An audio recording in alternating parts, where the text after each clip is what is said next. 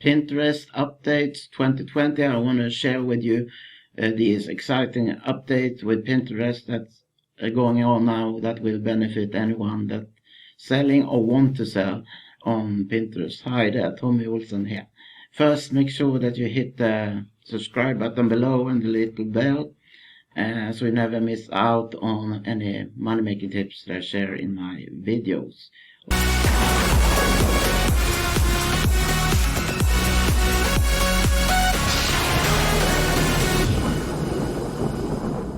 Okay, so now into these changes and the updates on Pinterest. So to begin with, there's a changes in the looks of the profiles and so on for the vendors at Pinterest, and it's improved the way that people can find it. It's easier to find vendors, and when people search for something, the search engine there on Pinterest will suggest different sellers that they can go to. So if someone sees a product in an image that they're interested in, they can easily buy that very product as well. And this because now sellers at Pinterest can tag their products in their images.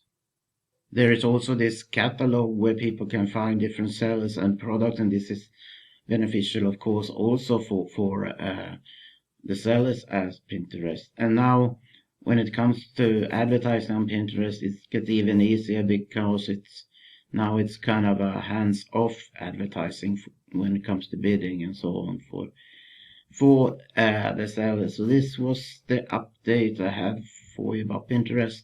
At Pinterest, you can create a free account if you haven't already at Pinterest.com. I hope you like this news and updates of Pinterest. And thanks for watching. Make sure to subscribe and take care. Bye bye.